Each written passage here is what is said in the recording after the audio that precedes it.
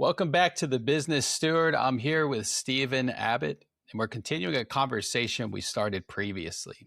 Last time we had a discussion about really introducing who the business steward is, what the business steward is. But prior to that, we actually initiated a conversation on compensating your teams, compensating your people, which really falls within, right, one of the lanes that we determined each episode of the Business Steward would fall under. So we're going to be kind of covering people, traveling down that lane of people today.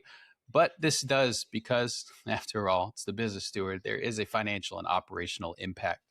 So this foundation we paved, right? We talked about how your worth comes from God, not a paycheck. Ultimately, God is the one providing for your team through you as the business steward, the owner of the business, becoming that business steward. And Stephen, you ended that episode where we talked about compensation with this promise that, okay, we've kind of given you the foundation for what does it look like to compensate your team.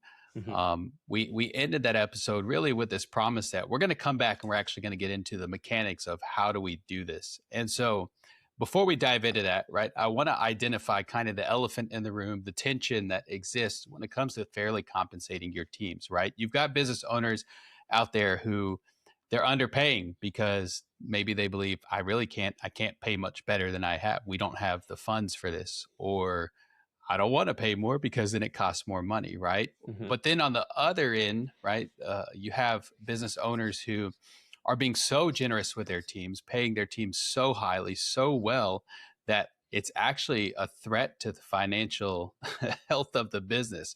And so I guess, like, how do we have both of those tensions? How do we walk through those and then meet that middle ground in the same conversation, navigating, okay, as the business steward, as a business steward, how do we actually compensate our people? Yeah.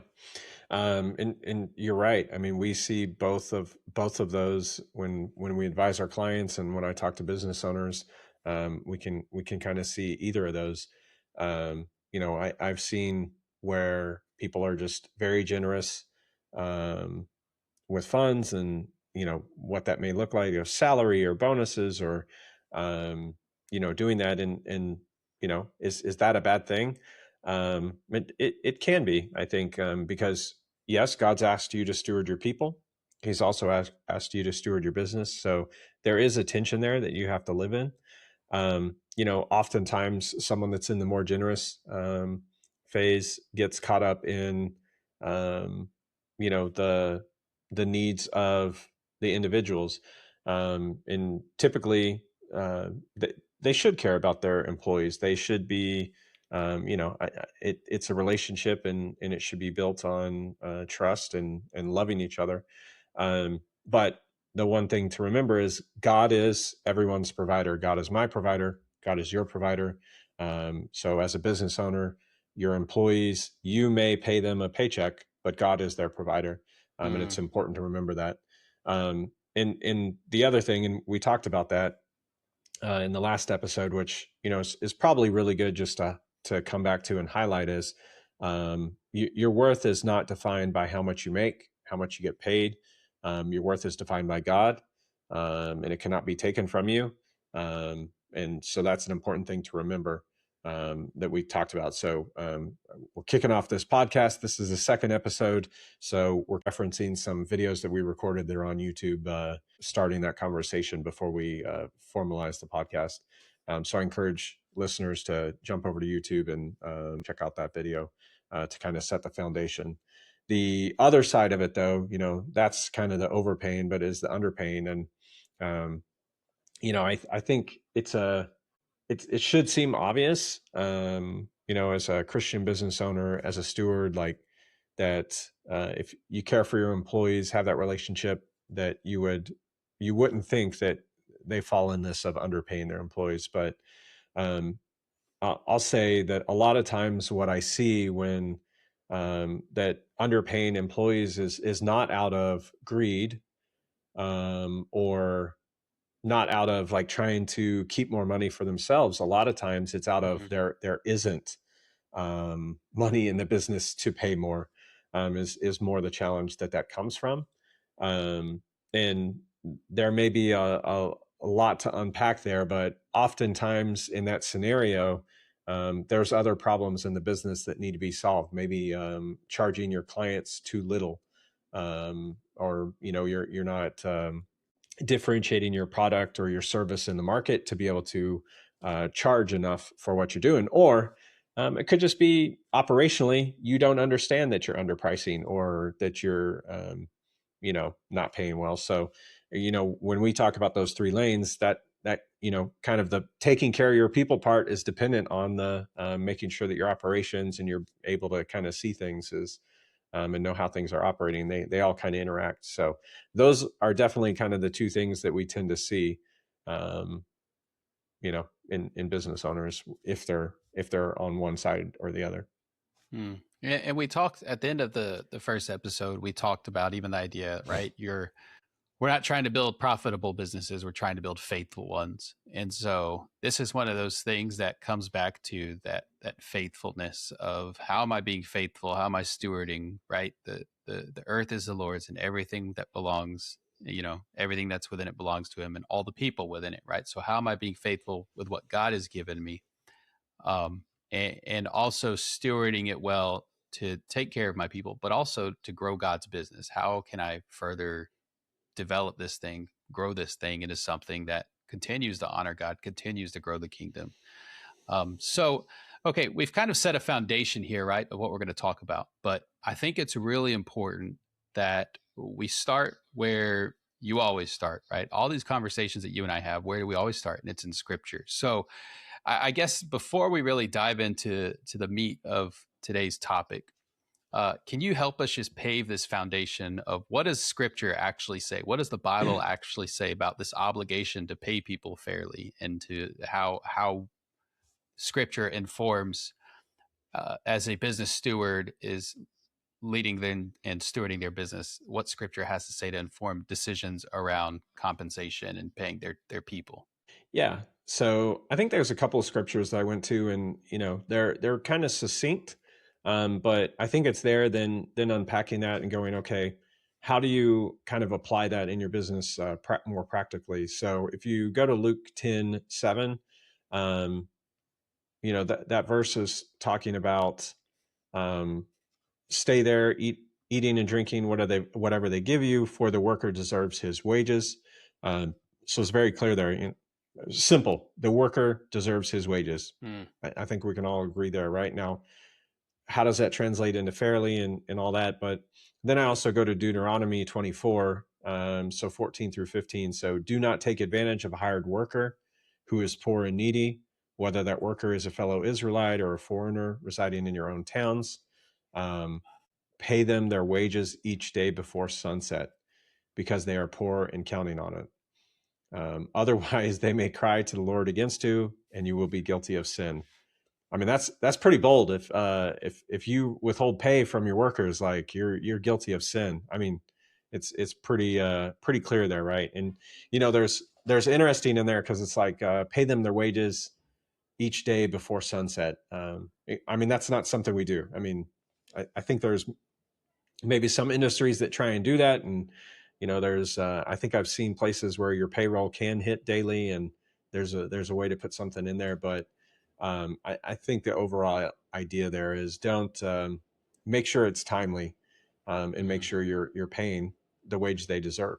Yeah. So it's almost that fair pay. It's not just hey, this is a good business practice, right? But it really is. It's a biblical requirement. Like Scripture is very clear. I love it. It's Luke 10. It very clearly says the worker deserves his wages, right? He deserves. It's our responsibility as business stewards to pay our people, to compensate them for their effort, their investment, and I would even argue their stewardship of our business. Yeah. I don't know how many things that like the Bible tells you not to do in there is like, and if you don't, you are guilty of sin. I'm like trying to think of other places in the Bible where it's like that clear, you are guilty of sin. I don't know that there's a lot. Yeah. So, okay, what does it look like then when a business owner, and I think this is where we make that distinguishment, right? A business steward is going to be very intentional, very aware of fairly compensating, fairly paying their people. But for a business owner, what does that look like when they're falling short of that standard and maybe not even realizing it? Yeah. So I want to kind of hit kind of two ideas here, which are Hmm. drawing out of these verses. The first is paying fairly. Like what is the worker deserves his wage, and to me that means paying fairly.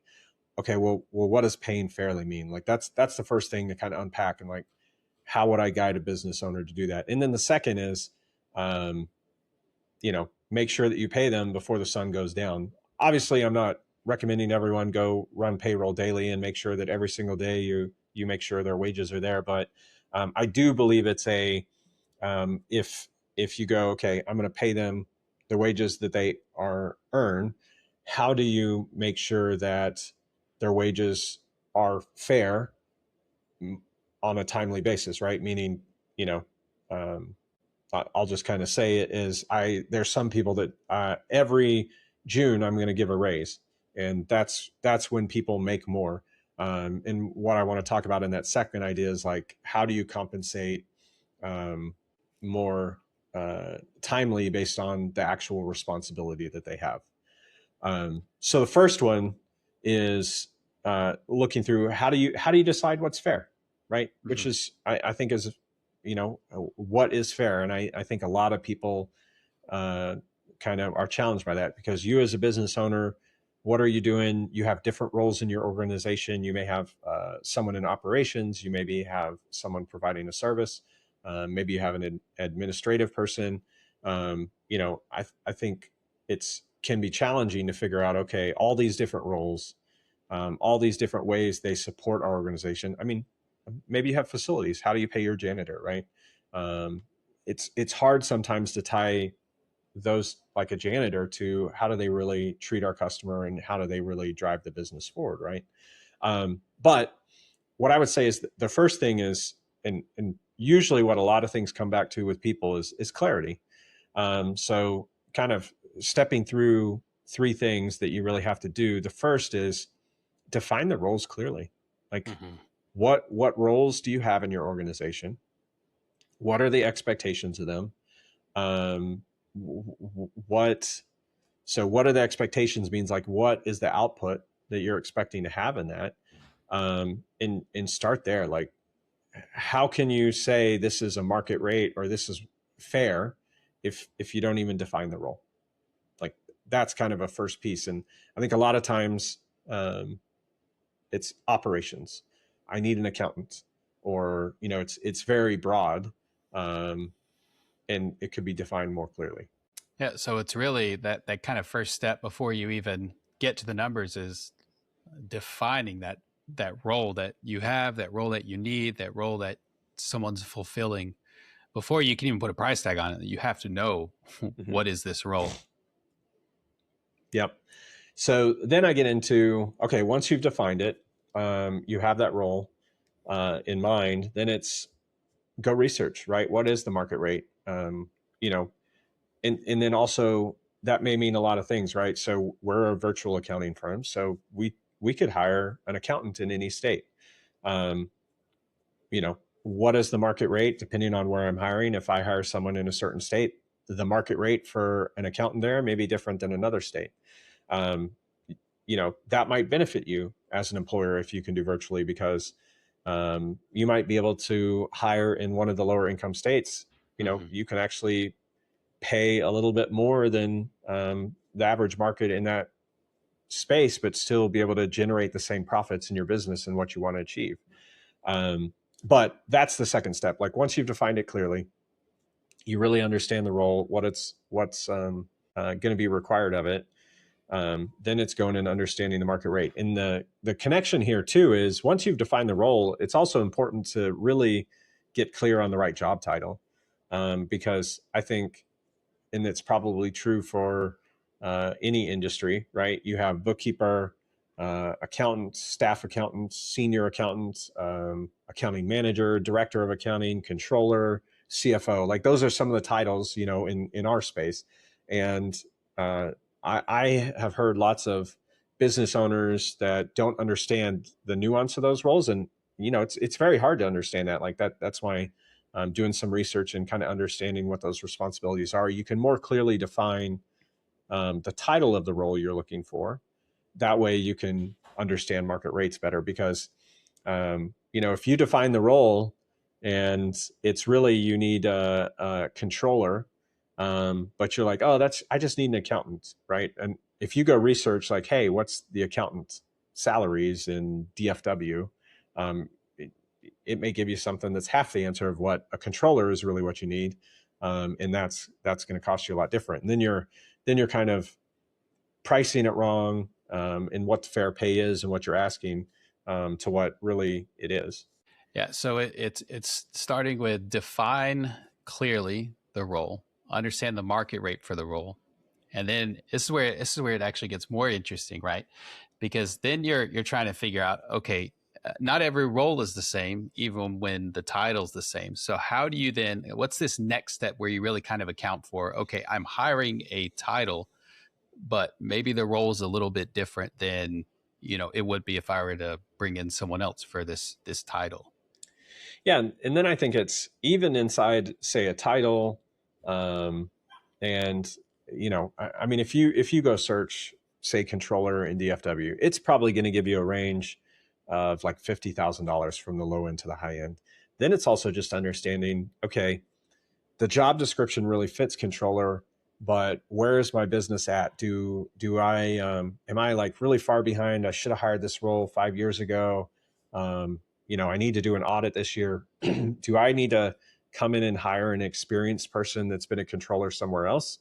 That's at the higher end of the range. Or could I really be looking for someone that maybe hasn't been a controller yet, is looking for that opportunity to stretch up into that role, and kind of learn that. So it's really, that's the last piece, is even inside of a job title in that market range is, there is a wide range in what are your expectations for the role, and maybe it's a willingness to, uh, you know maybe I'm okay, like let me bring someone in, give them a shot that's showing promise that can stretch into that, and I'm going to be willing to come alongside them and help develop them along the way. That may work, if for us as an accounting firm, maybe I can do that with an accountant. I can help coach them, mentor them, and they can stretch up. If I'm a manufacturing company owner and I need to hire a controller, and I don't, like, the controller is going to be the highest position in the finance department, you might not be in a position to coach them because you don't have all that accounting experience. So you might need to bring in someone senior. So after you define the role, you really kind of get it clear, make sure the title fits the role. Like once you've defined it, then kind of going in that market rate. Then that last piece is like, okay, it's almost taking it back to your budget. Can I afford what this range said? Mm.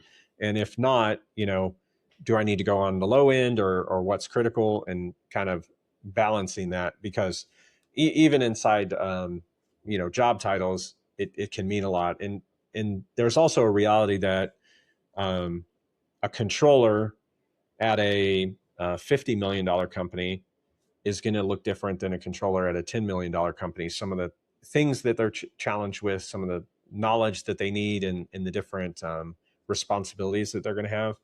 It's knowing your business, and kind of balancing that with what the reality of the role is going to look like, and what experience level you need coming in. Hmm. And so, you've defined the role clearly. You've studied the market rate, right? And then you've adjusted for what you actually need. And so then you've kind of got this, okay, we've got this salary, we've got this compensation set, we've got the package, whatever it is, right?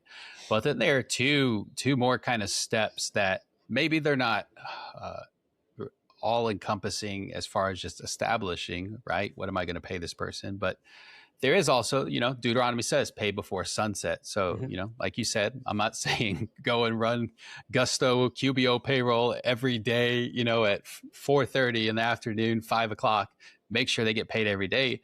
But there is that principle there of, okay, I've got my team, I'm compensating them, I'm paying them. What's the principle there for then deciding and discerning, okay, how often should that compensation change, right? Yep. Performance or annual increases, things like that. Yeah. So perfect. Those three are how you kind of set that stage for what's fair.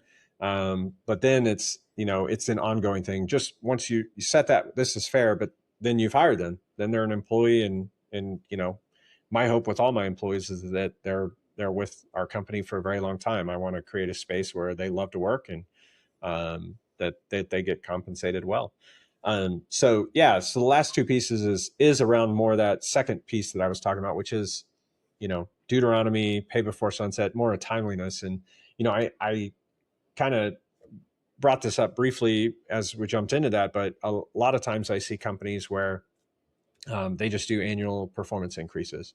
And, even if maybe the role changes along the way, or they're being asked to take on more, their compensation, if it's all salary, 100% salary, there's no incentive based comp, bonuses or anything like that. It just stays flat, right?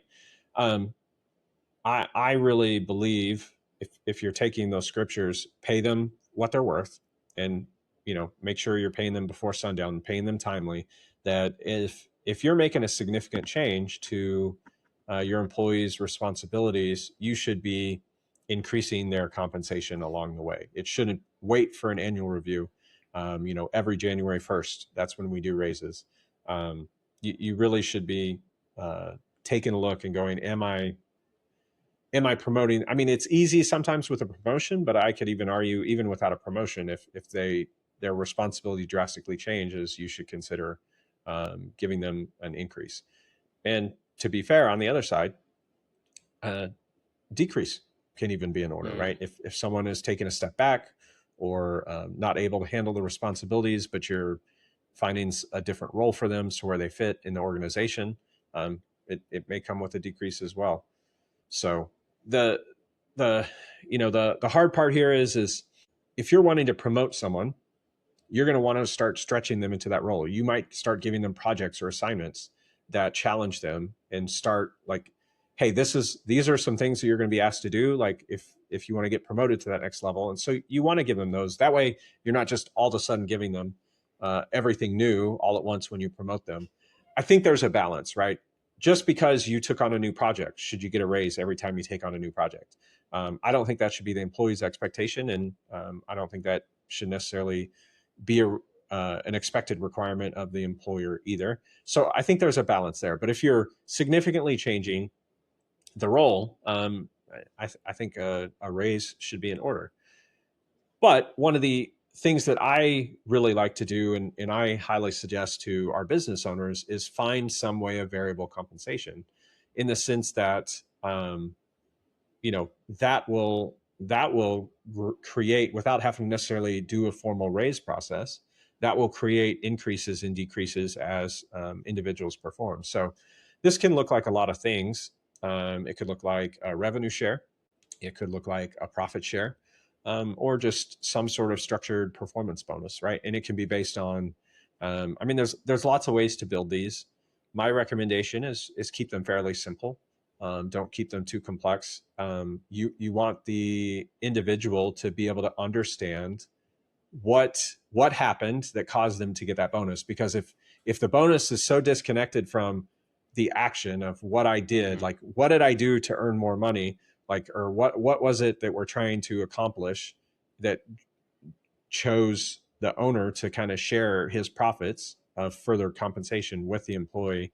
If it's too disconnected, then how is that successful? How does the employee know how to impact the business and drive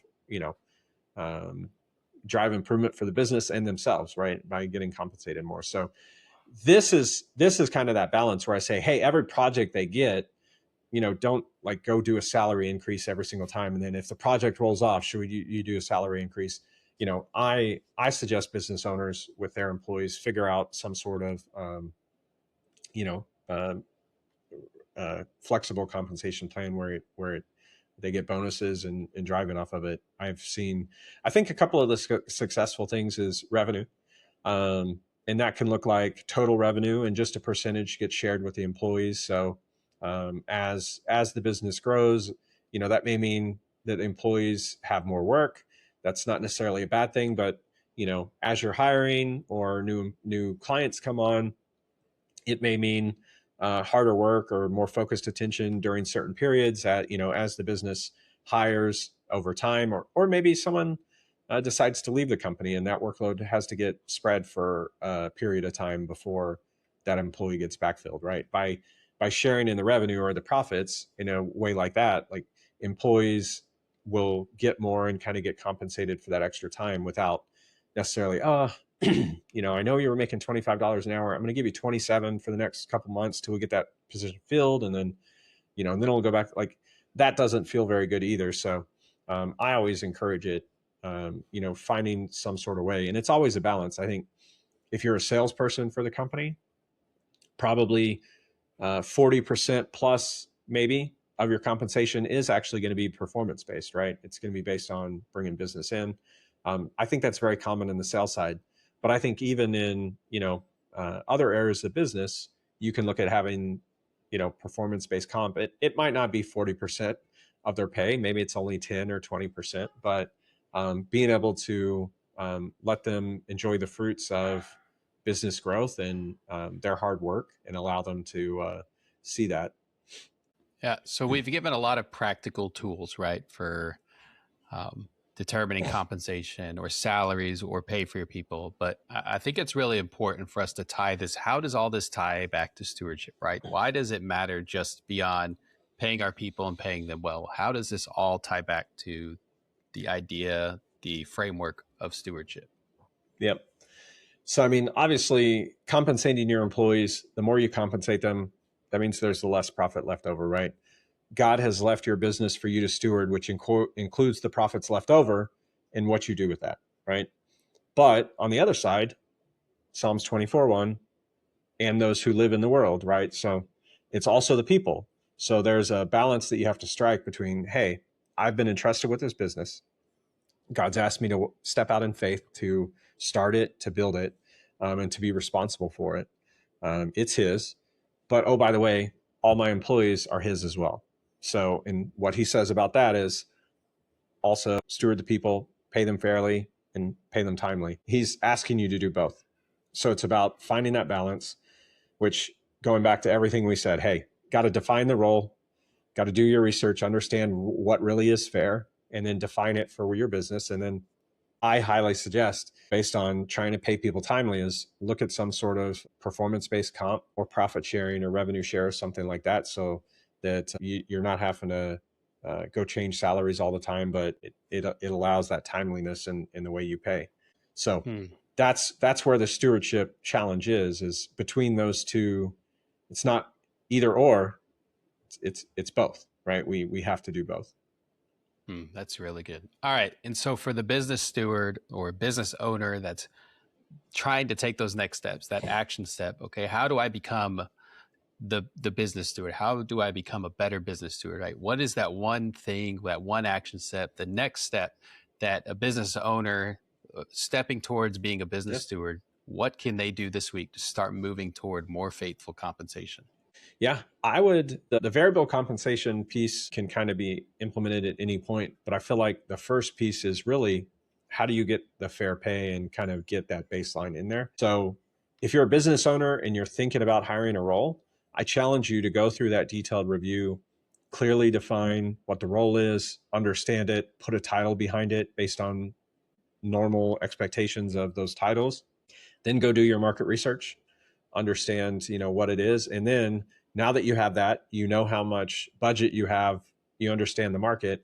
Okay, well, what experience level do I really need? And really get clear on that definition and define for yourself for a role, what is fair pay, and not just what's in your head or what you think you can afford, but actually go base it on very specific details. If you're not looking to hire, what I would challenge you to do is maybe pick a role in your organization, and sit down and go ask yourself the question: if I were to be looking to hire this role, say someone left, how would I put all this in place, and what really would be fair? And really challenge yourself on that of, okay, if the result is you're not paying fairly, what do you do with that? But the first step is really just walk through that process. Pick one role, whether you're about to hire it or it's a role you already have if you're not hiring one, and just go through those steps to define it. That's really good.